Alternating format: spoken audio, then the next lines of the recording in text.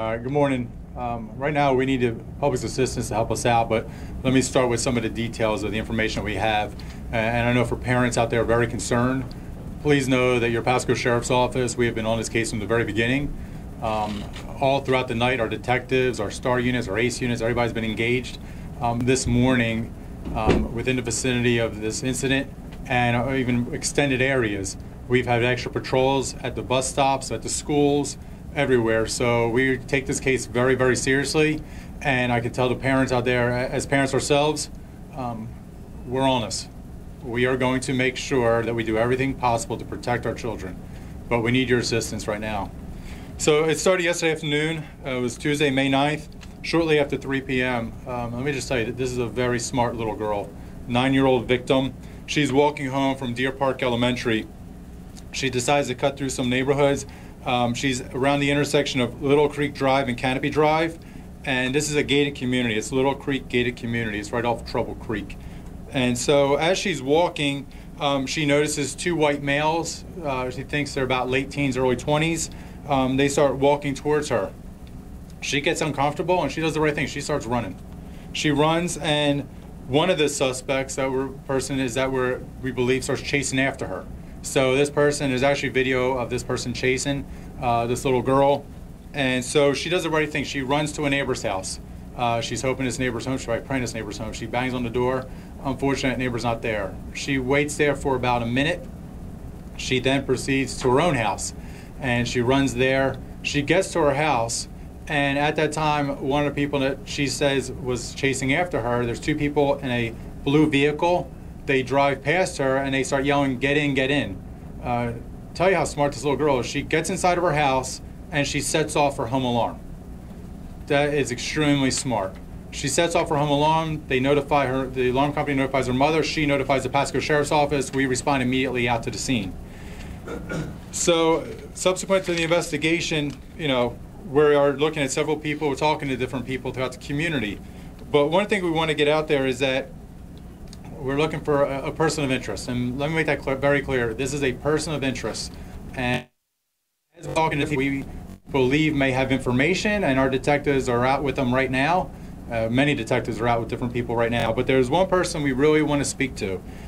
His person of interest, his name is Drew Robert Bretnall, Bretnall. He's approximately 6'2", 120 pounds. His date of birth is February 26, 1999. He lives at 12182 Bethwood Avenue, Newport Richey, and it's in the Moon Lake area. Drew, if you're watching this right now, if you're seeing this, we just want to talk to you. We just want to find out some information. We tried to go to his house last night. There was nobody home, and so we really just want to talk to him. The reason why we want to talk to Drew is that as we were looking at different surveillance and some information, there was a video of a blue Toyota Solera that was in the area. The description of the car matches the car that was on surveillance, and his tag was on there. And so it's really kind of coincidental, but we need to talk to him. The other thing is that this little girl, through her bravery, was able to give one of our forensics techs a composite. And when you match the composite next to Drew's, it's very similar.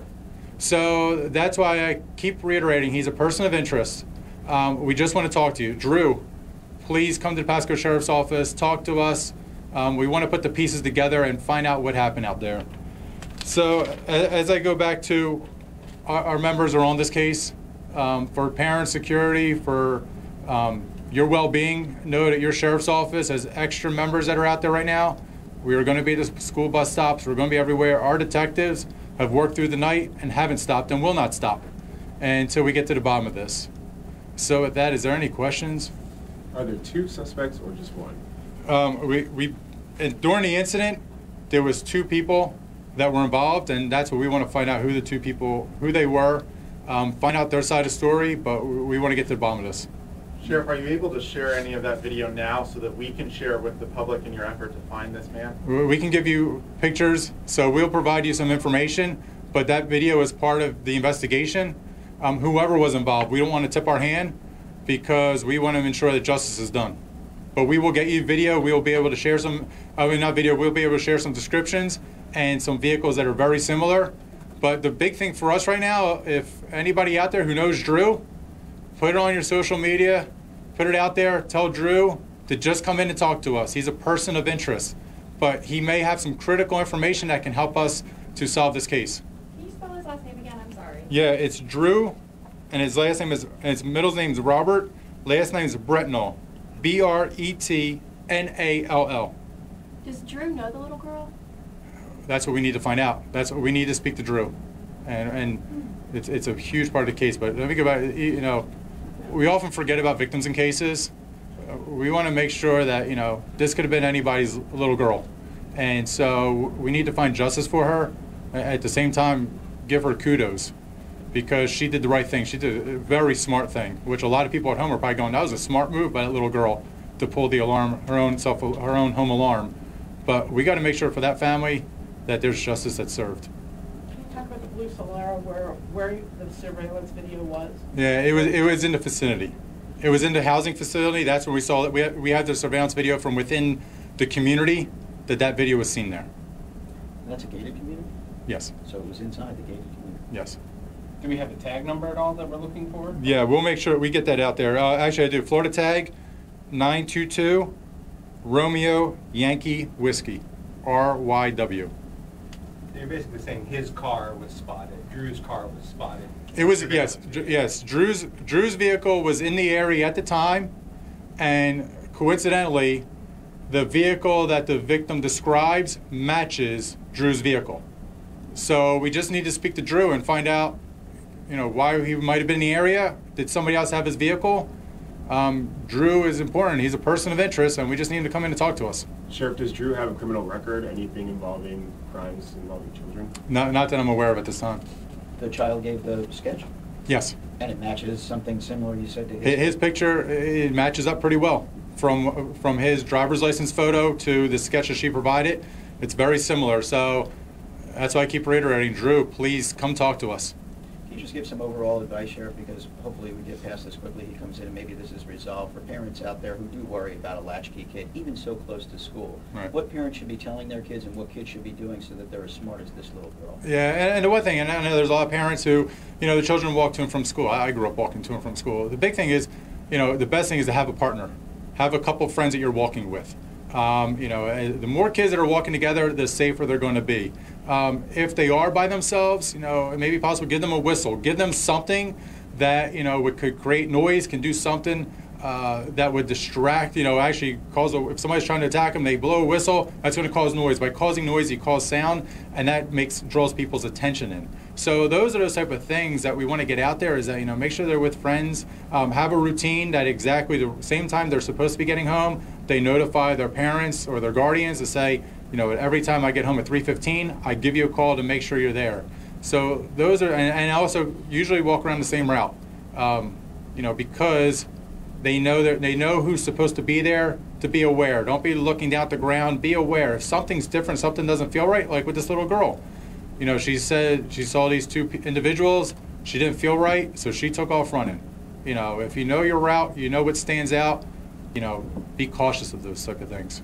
Sheriff, was any effort made by your department last night to talk to residents in that neighborhood about what had happened? Right. I'm sure, I understand you said your deputies responded. Right. But did parents that were dropping off kids or picking up kids this morning, did they Right. know what was going on? Yeah, and that's what we're going to find out what's going on right now to make sure that it gets out there. And I can tell you, we have one of our mottos in our agency, you know, I know it's we fight as one, but there's an internal motto. It's have a sense of urgency. And have a sense of urgency in everything we do. As a parent myself, I want to make sure I'm aware. And if we did not do the right things, I can tell you that's going to be dealt with swiftly and immediately, because I will not stand for that. And I can tell you our citizens won't stand for that. So we're going to see what information we put out there, what we did for our public, but we're going to do everything possible to make sure that our public's aware of what's going on. But at the same time we have to make sure that, you know, if we know that citizens, everybody's in a safe situation, we want to make sure that we get justice. And so it's a double-edged sword a lot of times in these situations of getting an arrest and making sure the public's safe. At the same time, we will always make sure the public's safety is a priority. Was there a feeling among some critics, perhaps, that there wasn't enough information shared early enough? And that's what we're going to dig into to make sure that the public, you know, find out what time did we release information about this going on. But I can tell you one thing is absolutely, and I can positively notice as a fact, there were deputies out there. An unmarked unit and marked units, they were out there in force. And this morning at the bus stop. All right? Are you going to share a photo of Drew? That's what we're going to get that out there to make Okay. sure everybody's aware of it. Thank you. Sheriff, can you address the backlog of DCF cases while you're up here that impacted your Right. agency? And that's something, I know I got the information the other day about the DCF backlog. I know it affected Hillsborough, Pinellas, and us, and I think it was proportionate if you look at the amount of cases that we get proportionally. And I can tell you, we're going to work with DCF on that issue to find out what happened. And I can tell you at this point, I know one of the questions that had been asked before is, was there anybody harmed or was any situations arise because failure of DCF to provide that information? I can't give you a definitive answer. But at the same time, when you're doing investigations with children, it's extremely tough. You always hope to be 100% correct, but if our citizens knew how many cases we deal with, it's overwhelming. It is basically, we are swimming in a ocean of cases, and we're trying to ensure that every case is done correctly. So I can't give you a definitive answer how it affected the children in our community, but we're going through them right now. Why can that delay affect an investigation? It can delay an investigation if you don't have it in a timely manner, and there's one that need assistance, whether it be a law enforcement investigation or being removed, and we don't have it, and it was delayed. Unfortunately, that child could be living in a living hell, and we have no idea about it. How are you going to be able to go back with them and find out which cases? They're providing us the cases. They're providing us I guess, from our understanding, there was a backlog in DCF. There was an issue with their computer system, and we're now receiving those, I think it's 32 cases in Pasco, or 39, that we're receiving right now, so we can go back and follow up on to make sure that they were properly vetted through. And that's what I was going to say. Are all of them likely to be followed up upon, or some of them at this point will not require action? Oh, we're checking them. We're checking to make sure that all the cases that we were received, and I don't want to speak on behalf of the other sheriff's offices, but I can assure you, I can bet that they are also going to validate each case everything was done properly, and make sure that there's nothing falls through the crack. Yeah, because worst case scenario, and I know that we don't want to think about that, is that something was going on and now it's been days, weeks. Right. No, and that's why we just received this information out from DCF. We're going to go through it ourselves, and it's going to take some extra hours from our people, but that's fine, because when you're talking about lives, our business is much different. We don't build widgets, we protect lives, and it doesn't matter how much time it takes, we're going to protect every life possible. All right. Thank you all very much.